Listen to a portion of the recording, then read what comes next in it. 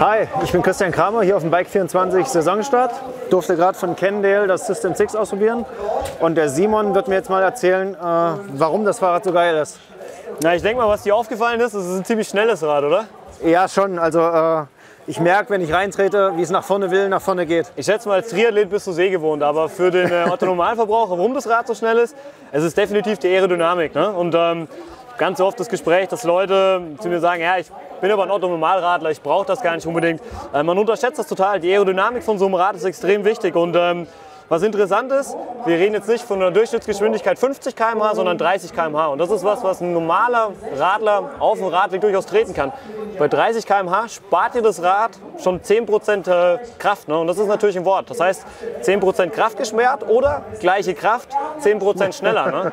Ne? Dementsprechend, das ist, glaube ich, das, was du gemerkt hast. Und ja, die Aerodynamik ist eben einer der wichtigsten Faktoren, die uns im Endeffekt beim Radfahren davon abhält, so schnell zu fahren, wie wir wollen. Und wenn wir es schaffen, die Aerodynamik gering zu halten, merkst du das auf dem Radweg, wenn du den Rest einfach hinter dir lässt. Ne? Und natürlich ein wichtiger Faktor auch ist die Steifigkeit von so einem Rad.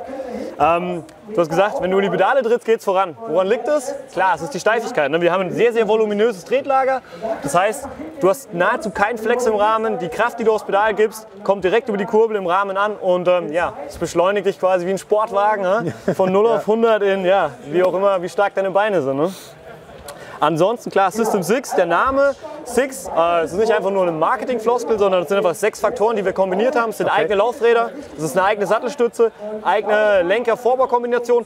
Hier jetzt in dem Moment nicht montiert, das ist ein Rad vom Presselounge, deswegen hier noch nicht zu sehen. Okay. Aber das Rad kommt für den Endverbraucher noch mit eigenem Lenker-Vorbau-Kombination.